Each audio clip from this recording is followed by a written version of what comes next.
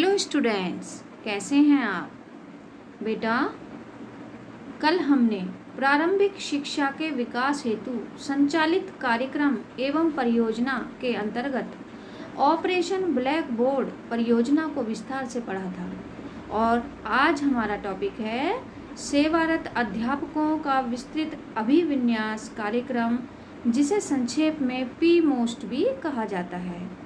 Programme of mass orientation of school teachers. तो बेटा अब शुरू करते हैं हम अपना topic, programme of mass orientation of school teachers P MOST, अर्थात सेवारत अध्यापकों का विस्तृत अभिविन्यास कार्यक्रम, जिसे हम संक्षेप में पी मोस्ट भी कहते हैं। In the light of NP 1986, the major program of mass orientation of school teachers, PMOST, was evolved in 1987 to generate awareness among teachers about the major policy recommendations like use of learner-centered approach, use of continuous and comprehensive evaluation, use of mass communication in different curricular and co-curricular activities etc. कहने का मतलब ये हुआ कि सन 1986 में राष्ट्रीय शिक्षा की नीति बनी थी और राष्ट्रीय शिक्षा नीति की जो मुख्य संस्तुतियाँ थीं उनसे टीचर्स को अवेयर कराना इस प्रोग्राम का मुख्य उद्देश्य था और इसे 1987 में शुरू किया गया और जिसमें इसमें बात की गई to generate awareness among teachers about the major policy recommendation like use of learner centre approach, अर्थात 1986 की नीति में इस बात पर बहुत महत्व दिया गया कि टीचर्स को छात्र केंद्रित उपागमों का प्रयोग करना है, टीचर्स को बच्चों के मनोविज्ञान का ज्ञान रखना है, साथ ही टीचर्स को बाल व्यक्तिगत भिन्नताओं के आधार पर शिक्षण कार्य करना है। तो व्यक्तिगत भेदों का ज्ञान होना शिक्षक को अत्यंत आवश्यक है, क्योंकि एक शिक्षक की क्लास में सामान्य, प्रतिभाशाली और बिलो एवरेज तीनों तरह के बच्चे पाए जाते हैं। तो टीचर को इन तीनों बच्चों की समझ होते हुए ही एक उत्तम वातावरण क्रिएट करना होता है जिसमें उसका हर छात्र सहभागी बन सके, उनकी सहभागिता बढ़ सके। तो इसीलिए इसमें use of learner centre approach का ज्ञान होना टीचर को बहुत ज़रूरी है। दूसरी रिकमेंडेशन जिससे अवेयर कराना था टीचर्स को वो थी use of continuous and comprehensive evaluation. आप जानते ही हैं कि जो हमारा मूल्यांकन और परीक्षा पद्धति है वो बड़ी दोषपूर्ण है, अतः उसमें सुधार करने के लिए 1986 की पॉलिसी में ये कहा गया कि हम जब इवेल्युएशन करें तो वो सतत हो और साथ ही व्यापक हो। हम बाह्य मूल्यांकन के स्थान पर आंतरिक मूल्यांकन को अधिक महत्व दें। हम परीक्षा को वैध, वैलिड और रिलायबल बनाएं। श्रेणी के स्थान पर ग्रेड सिस्टम शुरू हो और उत्तर पुस्तिकाओं के मूल्यांकन को भी वस्तुनिष्ठ बनाया जाए। तो ये चीज़ें 1986 की पॉलिसी में कही गई। तो इसमें इस प्रोग्राम का जो मुख्य उद्देश्य था 1986 की विभिन्न जो रिकमेंडेशन थी, मेजर रिकमेंडेशन थी, उनसे टीचर्स को अवेयर कराना था। NCERT was entrusted the responsibility to organize orientation programs with close collaboration of states. A 3-tier training strategy was adopted for orientation of 5 lakh teachers each year through a network of 10,000 orientation camps, each of 10-day duration. The participatory and interactive approach was followed in training program. ये जो PMOST programme था इसको NCERT के द्वारा चलाया गया और NCERT ने विभिन्न राज्यों के सहयोग से इस ओरिएंटेशन प्रोग्राम को चलाने के लिए ऑर्गेनाइज करने की जिम्मेदारी उठाई। इसके अंतर्गत एक 3-tier ट्रेनिंग स्ट्रेटजी अडॉप्ट की गई for orientation of 5 lakh teachers in each year. हर साल 5 लाख टीचर्स को ओरिएंटेशन प्रोग्राम देना है, अर्थात टीचर्स को जो है ट्रेनिंग देनी है तो उसके लिए एक 3 टियर स्ट्रेटजी अपनाई गई और through a network of 10,000 orientation camp, इसके लिए 10,000 ओरिएंटेशन कैंप लगाए गए, ईच ऑफ 10 डे ड्यूरेशन, और हर ट्रेनिंग की जो ड्यूरेशन रही वो 10 दिन की ड्यूरेशन इसके अंदर रखी गई। The participatory and intensive approach was followed in training programme, और जब ट्रेनिंग दी गई अर्थात इस पी मोस्ट प्रोग्राम का जो मुख्य उद्देश्य था वो टीचर को विस्तृत और सघन प्रशिक्षण देना था, तो इसमें पार्टिसिपेटरी और इंटरेक्टिव अप्रोच फॉलो की गई, अर्थात इसमें टीचर्स ने सहभागिता निभाई और इंटरेक्टिव अप्रोच के माध्यम से ये ट्रेनिंग उनको प्राप्त हुई।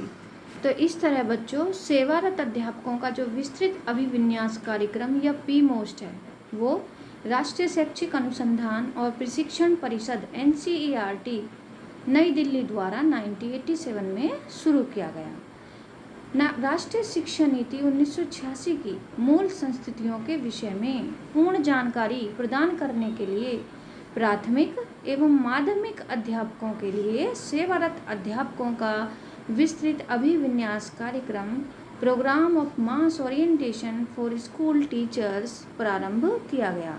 तो इसका जो मुख्य उद्देश्य था वो 1986 की पॉलिसी की मूल संस्तुतियों से प्राथमिक और माध्यमिक अध्यापकों को अवगत कराना था। थर्ड, इस कार्यक्रम में अध्यापकों के लिए विस्तृत एवं सघन प्रशिक्षण की व्यवस्था की गई। चौथा, इस कार्यक्रम का उद्देश्य अध्यापकों में शिक्षण कौशल का विकास करना, टीचिंग स्किल्स डेवलप करना और कक्षा शिक्षण में शिक्षण सामग्री का सही एवं उचित उपयोग करने की क्षमता का विकास एवं अभिरुचि को उत्पन्न करना था। इसमें प्रशिक्षण सामग्री का निर्माण 2 भागों में किया गया। प्रथम, प्राथमिक शिक्षकों के लिए, द्वितीय माध्यमिक शिक्षकों के लिए।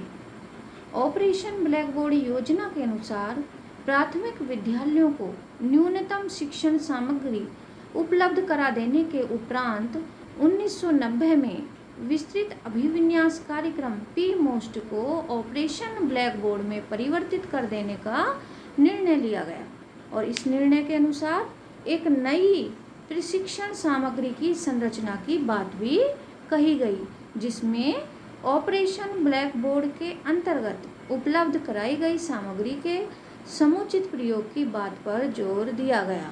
अब बात करते हैं पी मोस्ट कार्यक्रम की विशेषताओं के विषय में। इसकी प्रथम विशेषता थी विद्यालयों तथा कक्षाओं को सुंदर और आकर्षक बनाना, जिससे कि अभिभावक और छात्र स्कूल की तरफ आकर्षित हो सकें, नामांकन उनके बढ़ सकें और साथ ही वो स्कूल में रुके भी रह सकें, जिससे कि जो वेस्टेज और स्टैग्नेशन की प्रॉब्लम है वो खत्म हो सके। दूसरी इसकी मुख्य विशेषता थी बाल केंद्रित शिक्षा तथा कार्यकलाप आधारित शिक्षण अधिगम के माध्यम से शिक्षा की गुणवत्ता के प्रोत्साहन पर बल देना।